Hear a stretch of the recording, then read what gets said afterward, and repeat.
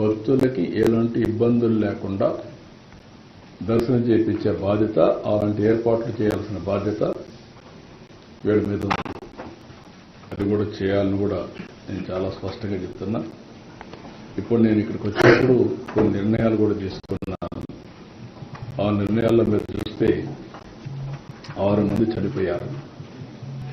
వాళ్ళ కుటుంబాలకి నా ప్రగాఢ సానుభూతి తెలియజేస్తున్నా. అదే సమయంలో 6 కుటుంబాలు కూడా ఎస్ లావణ్య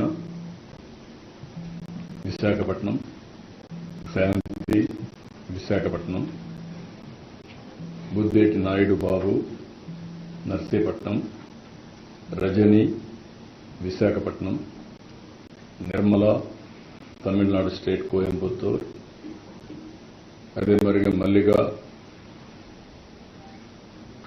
వీళ్ళు మెట్టు సేలం, వీళ్ళు మొత్తం 6 మంది చనిపోయారు.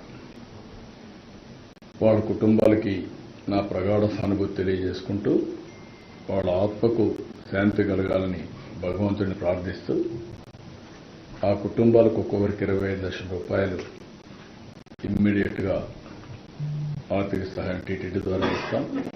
25 లక్షల రూపాయలు బోర్డు కూడా చెప్తున్నాను, వాళ్ళు కూడా వర్కౌట్ చేసి చేస్తారు. వాళ్ళకందరికి కూడా కాంట్రాక్ట్ ఉద్యోగం 6 మందికి 6 ఉద్యోగాలు ఇచ్చేట్టుగా ఇక్కడ కానీ తమిళనాడులో కానీ ఆ ఎంప్లాయ్మెంట్ కూడా ఇస్తారు. ఈ 2 కూడా వాళ్ళు మన టీటీడీ చేస్తారు. ఇంకొక పక్కన ఇద్దరికి కొంచెం సీరియస్ అయినాయి, దెబ్బలు తగిలాయి. వాళ్ళిద్దరికీ ఒక్కొక్కరికి 5 లక్షల చొప్పున ఆర్థిక సహాయం చేసి వాళ్ళ ఆరోగ్యం మెరుగయ్యే వరకు ప్రభుత్వ ఖర్చులతోనే మొత్తం చేస్తాం. వాళ్ళకి 5 లక్షల రూపాయలు ఇస్తాం. మిగిలిన వాళ్ళు దగ్గర మీరు చూస్తే ఆ ఇద్దరు కూడా తిమ్మక్క, 2 ఈశ్వరమ్మ, 33 మందికి ఇంజురీస్ అయినాయి. ఆ 33 మందికి ఒక్కొక్కరు 2 లక్షల రూపాయల చొప్పున ఆర్థిక సహాయం చేసి వాళ్ళు వచ్చింది వైకుంఠ ఏకాదశి రోజున దేవుని దర్శనం చేసుకోవాలనుకుంటున్నారు. వాళ్ళ సంకల్పం చూస్తే ఈ రోజు కూడా నడవలేని పరిస్థితుల్లో కొంతమంది బాగా దెబ్బలు తగిలి కొంచెం ఇబ్బందుల్లో ఉన్న ఎట్టి పరిస్థితుల్లో రేపు మేము దర్శనం చేసుకోవాలి అనే సంకల్పం ఉంది.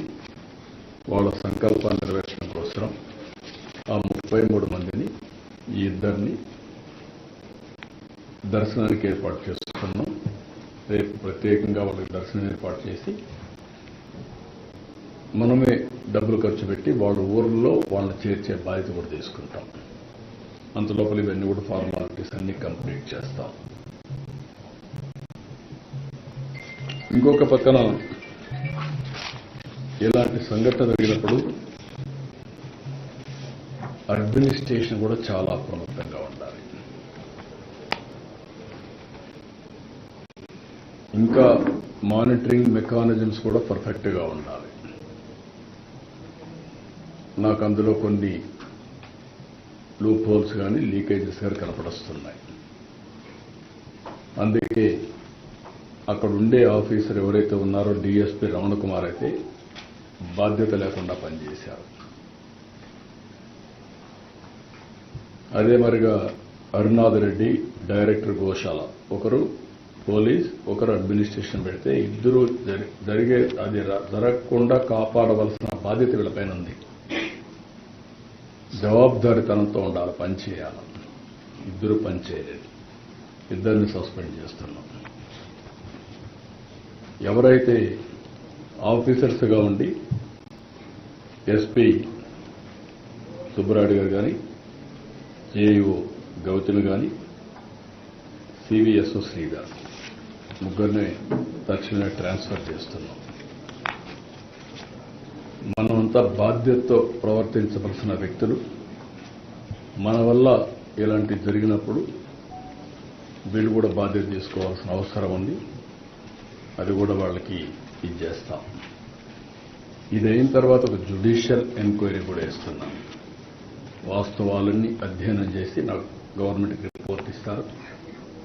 ఇలాంటివి ఎక్కడా జరగడానికి వీలు లేదు. గవర్నమెంట్ చాలా స్పష్టంగా ఉన్నాం. జరిగిన దానికి చాలా బాధపడుతున్నాం. ఇది కాకుండా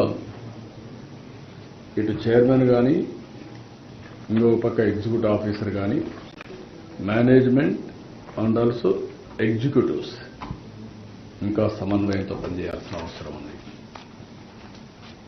ఎక్కడ కూడా బోర్డు మెంబర్స్ కూడా ఇక్కడ ఉన్నారు. మీ అందరి మీద ఎక్స్పెక్టేషన్స్ ఉన్నాయి.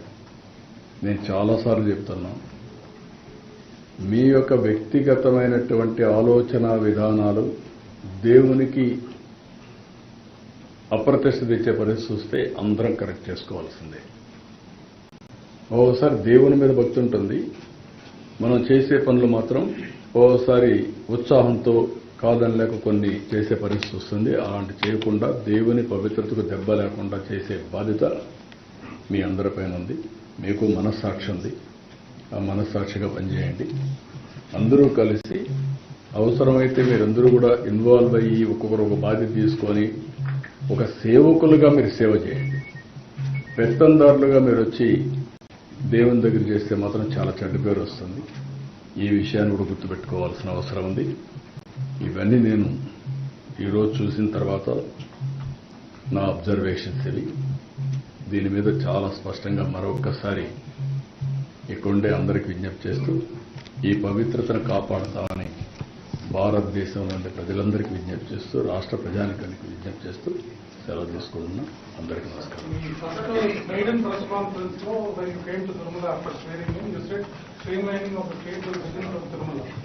But unfortunately, 7 months into the new government, lots of previous government systems are being continued, which is what led to the tragedy yesterday. And our observation could have will the state government consistently follow or what reforms are being brought to the table?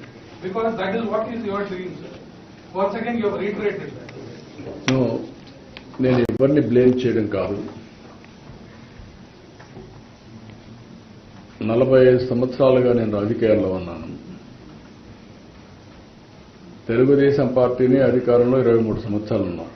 సమైక్య ఆంధ్రప్రదేశ్లో కానీ ఇప్పుడు మళ్ళా నేను సీఎంగా ఉన్నాను, లేకపోతే opposition లీడర్గానే ఉన్నాను. ఎప్పుడు కూడా ఇలాంటి సంప్రదాయం రాలేదు.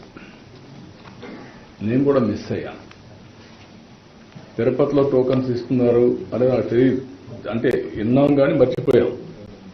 ఇంకా నాకుండే ప్రీ ఆక్యుపేషన్ నా వర్క్లు అన్నిట్లో. ఈరోజు తిరుపతిలో టోకన్స్ ఇచ్చి అక్కడ సరి అయినటువంటి సెక్యూరిటీ మన వాళ్ళు పెట్టారు, కానీ ఇంకా ఎక్కువ ప్రికాషన్స్ తీసుకోవాల్సింది. అందరూ బాధపడేది ఏంటంటే మేము వెంకటేశ్వర స్వామి దగ్గరికి వచ్చాం, తిరుమల పైన ఉండే తృప్తి తిరుపతిలో ఉంటే మాకు రాదు అనేది ప్రగాఢమైన ఇది. కొన్ని సమస్యలు అప్పుడు చేసినట్టన్నీ కూడా ఇంకా వెంటాడుతున్నాయి. ఇప్పుడు ఉదాహరణ 10 రోజులు ఇప్పుడు తీసుకున్న నిర్ణయం కాదు, అప్పట్లో తీసుకున్న నిర్ణయం. నేను వెంకటేశ్వర స్వామికి ఏకాదశి రోజున ఒకరోజే మనకు దేవుని దగ్గరికి పోయేవాళ్ళం. అది కొంచెం స్పిల్ ఓవర్ అయితే ఇంకొక హాఫ్ డే వచ్చేది. ఆ రోజు పోతే మనం స్వర్గానికి పోతామని నమ్మకం ఉండేది. ఇప్పుడు 10 days అంటే కన్వీనియంట్ ప్రకారం వెంకటేశ్వర స్వామి ఇది చేయడం కరెక్ట్ కాదు. అది ఆగమ పండితులు ఏం చెప్పారో నాకు తెలియదు. ఇంకా ఎక్కడన్నా రాష్ట్రాల్లో జరుగుంటే అది వేరే విషయం. కానీ వెంకటేశ్వర స్వామి వరకు ఇది యూనిక్ టెంపుల్. ఏ టెంపుల్ దీనికి కంపారిజన్ లేదు.